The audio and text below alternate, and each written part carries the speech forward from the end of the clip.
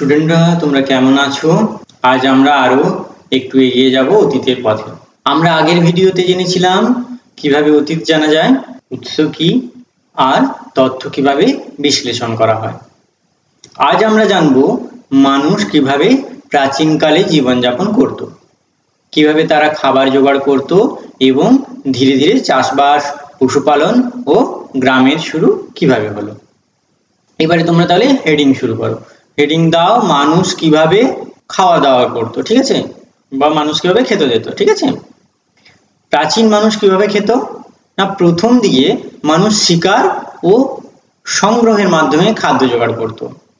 তারা গাছের ফল, মূল, বাদাম সংগ্রহ করত, নদী বা ঝর্ণা থেকে মাছ ধরত আর বনে পশু শিকার করত। তখনকার দিনে মানুষ অসহায় জীবন যাপন করত, এক জায়গায় বেশি দিন থাকতো না, খাবার ফুরিয়ে গেলে তারা অন্যত্র চলে যেত।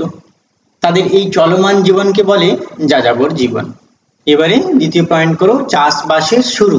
চাষবাসের শুরুতে কি ছিল না, একসময় মানুষ লক্ষ্য করলো মাটি রোদ আর বৃষ্টির সঙ্গে মিলে গেলে গাছ বড় হতে থাকে। তখন তারা বীজ বপন করে গাছ ফলাতে শিখলো। এইভাবেই চাষবাসের শুরু হলো। এই আবিষ্কার মানুষের জীবনকে বিশাল পরিবর্তন আনলো। এখন তারা আর খাবার খুঁজে বেড়ায় না, নিজেরাই খাদ্য তৈরি করে। তারা ধীরে ধীরে নদীর ধার ঘেঁষে চাষযোগ্য জমি খুঁজে বসবাস শুরু করলো। এই সময় থেকেই শুরু হলো ধান, গম, বার্লি ইত্যাদি চাষ, ফল ও সবজি চাষ, অতিরিক্ত খাবারের জমিয়ে রাখার ব্যবস্থা।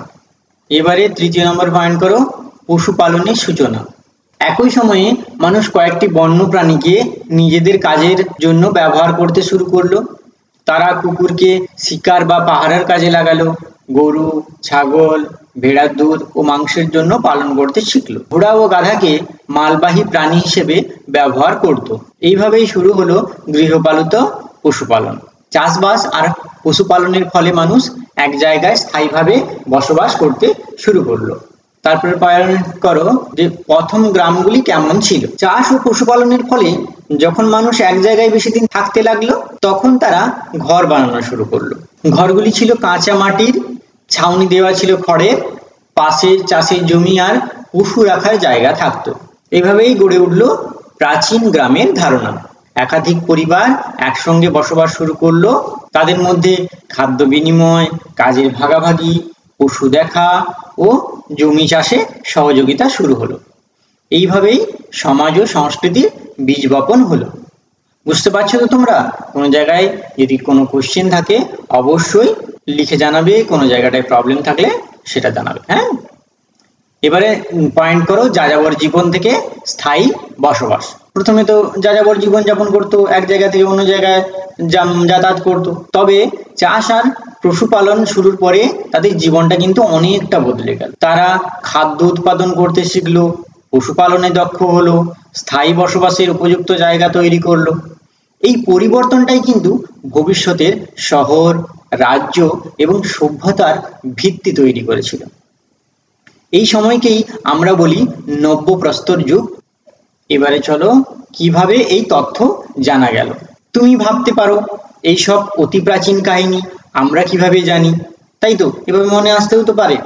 আমরা বলেছিলাম না প্রত্নতত্ত্ববিদদের কথা, সেই প্রত্নতত্ত্ববিদেরা খনন করে কিন্তু খুঁজে পেয়েছেন এই সমস্ত তথ্য। কি কি পেয়েছেন না, পুরনো পাত্র, কৃষিজ সরঞ্জাম যেমন কুঠার, কাস্তে, আচ্ছা কিছু গৃহপালিত পশুর হাড়, আগেকার দিনে মৃত মানুষদের হাড়, প্রাচীন ঘরের ধ্বংসাবশেষ। এইসব কিছু দেখে আমরা বুঝতে পারি তাদের জীবনযাত্রা কেমন ছিল, কিভাবে তারা চাষ করত, কিভাবে পশু মানাতো। তাহলে আজ আমরা কি কি শিখলাম? মানুষ কিভাবে খেত, কিভাবে চাষবাস ও পশুপালন শিখলো, যাযাবর জীবন থেকে স্থায়ী বসবাস কিভাবে এলো, আবার গ্রামের জন্ম কিভাবে হলো। এই পাঠ আমাদের কি শেখায়? মানুষ কত ধাপে ধাপে উন্নত হয়েছে। আজ তাহলে এই পর্যন্ত, দেখা হচ্ছে নেক্সট ক্লাসে। ততক্ষণ তোমরা ভালো করে মন দিয়ে পড়াশোনা করতে থাকো। আজ তবে বিদায় নিই।